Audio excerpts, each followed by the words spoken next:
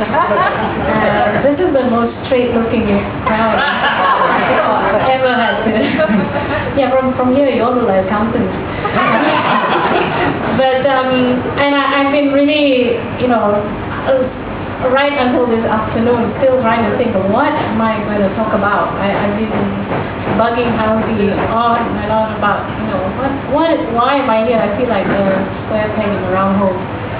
Until I realized that, perhaps out of all the panelists, I'm the only one who has a column in the mainstream media and a blog, which makes me more schizophrenic than most people.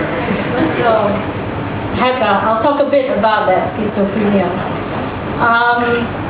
As you know, my column has been around a while. I hate to say this, but I think it's actually been around for 17 years. So, if any of you have teenage children, it was there before they were born. Isn't that terrible? But my blog, of course, is much more recent.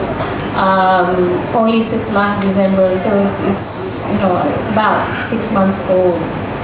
And doing this, has really highlighted to me, anyway, the difference between writing for a newspaper and writing for a blog. I have to say that I resisted doing a blog for the longest time. It took me about a year thinking about it, partly because I really didn't understand what a blog was. All the blogs that I knew were about people talking about how long they've been with their boyfriend, 35 days, 12 minutes, and 5 seconds, and I couldn't see why anyone would be interested in that. It's only when I came upon my chance, and I can't remember what led me to it. It might be somebody just passing me a link or something. I read something on Malaysia Today and Rocky Zoo and all that. I began to realize that there was another form of blog where you didn't have to write everything about yourself and what you had to eat for lunch that day, but you could actually provide commentary. I still resisted because I thought that the internet was a hostile world. My column, I've been writing for 17 years, and my interaction with my readers is really very limited.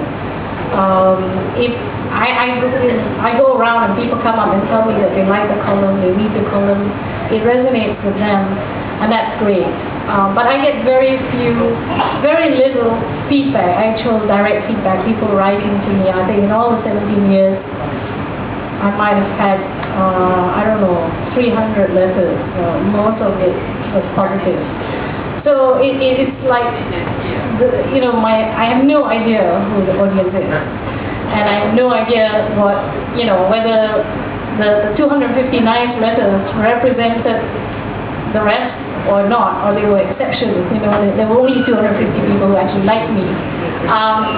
So going on the internet to me was really venturing into the unknown. Because you have to understand that I have had a kind of a special position, to say the least. So to go on the net was to me it sounded like, do I really need to get up there and kind of wave this red flag and have everybody jump on me for whatever reason?